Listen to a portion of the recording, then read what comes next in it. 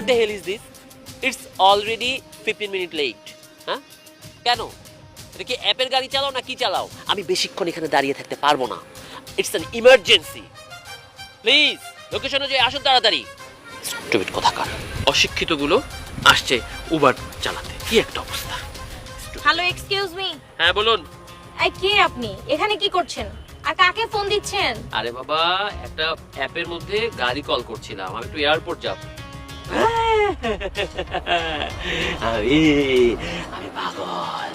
আমি পাগল।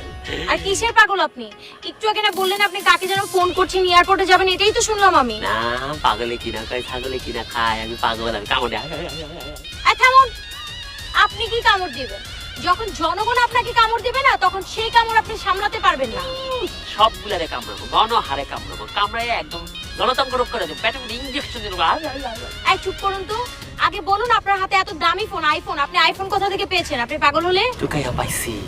টুকাইয়া পাইছি কত জায়গায় কত কিছু পাওয়া যায়, আমি আইফোনটা টুকাইয়া পাইছি।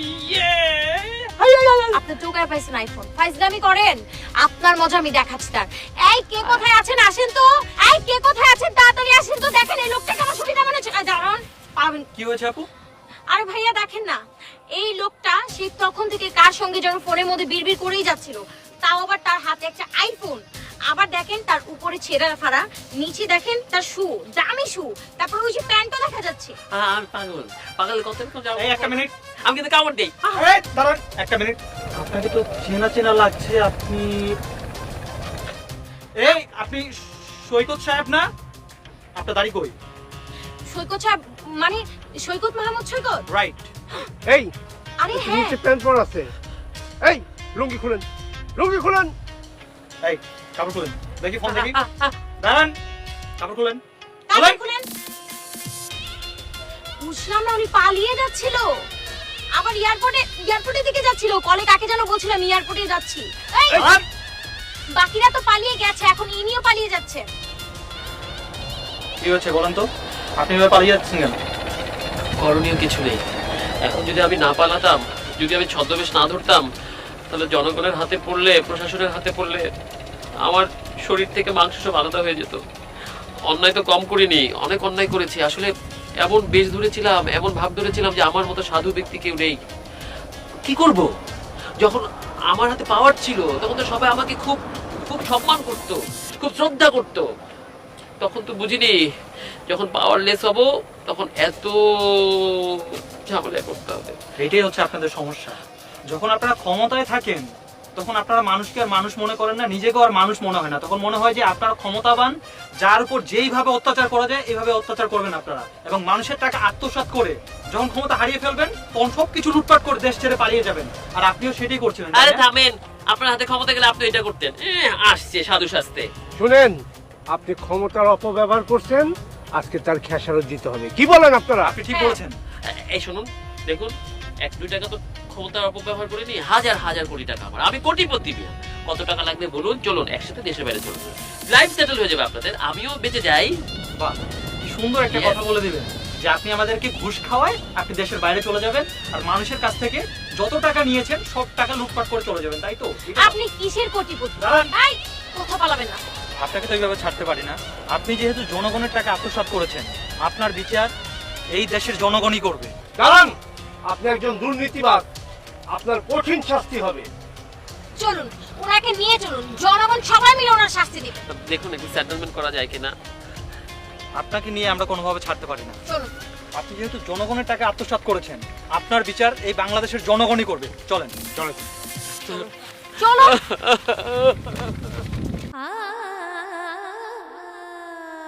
স্যার আসসালামু আলাইকুম। ওয়ালাইকুম আসসালাম। তুই বাদল না? জি স্যার। স্যার স্যার করছিস কেন? বস। উনি কে? স্যার আমার বউ। আসসালামু আলাইকুম ভাবি। দাঁড়িয়ে আছিস কেন? বস তোরা, বস।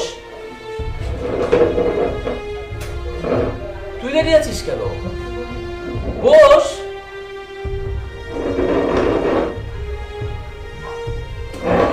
তারপর বল কি হয়েছে? তোর সাথে আমি পরে কথা বলছি। নিশ্চয়ই দুজনের একজন অসুস্থ, তাই এসছিস আমার কাছে, সেটা দেখবো ভাবি।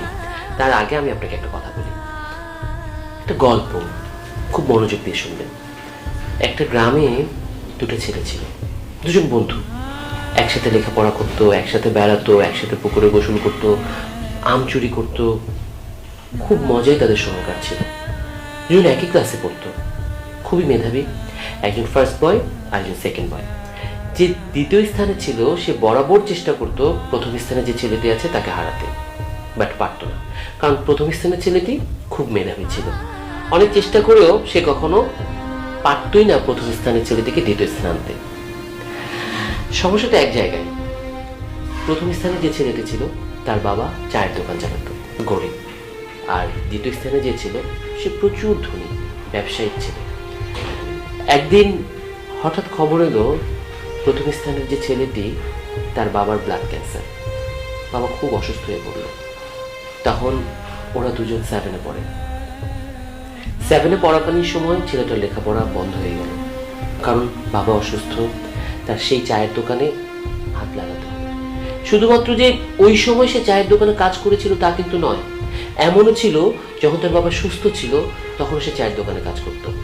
বড়লোক ছেলেটি স্কুল শেষে বাড়িতে এসে খেলাধুলা করতো অথবা এসি রুমে নাক ডাকিয়ে ঘুমোতো, আর সেই যে গরিব ছেলেটি স্কুল শেষে হয়তো বন্ধুদের সাথে কিছুটা খেলাধুলা করতো, তারপরে তার বাবার দোকানে গিয়ে চায়ের দোকানে কাজ করত। এভাবেই চলছিল। কিন্তু হঠাৎ সেই যে দুর্ঘটনার খবরটা এলো, তারপর থেকে চায়ের দোকানওয়ালা ছেলেটির জীবন বদলে গেল, পড়ালেখা বন্ধ হয়ে গেল।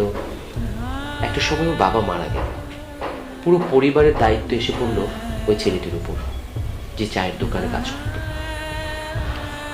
আর অন্যদিকে দ্বিতীয় ছেলেটি, সে গ্রামের পড়াশোনা শেষ করে শহরে এলো, শহরের পড়াশোনা শেষ করে সে দেশের বাইরে গেল এবং দেশের বাইরে থেকে অনেক বড় ডিগ্রি নিয়ে আবার দেশে ফিরে এলো। তার অনেক নাম ডাক, সুনাম, খ্যাতি, গ্রাম প্লাস পরিচিত অনেকজন তার কাছে আসে, তার জন্য অনেক শুভকামনা দেয়, তার কাছ থেকে অনেক কিছু সাপোর্ট দেয়, অনেক হেল্প চায়, ওনার কাছে এসে কাকুতি মিনতি করে।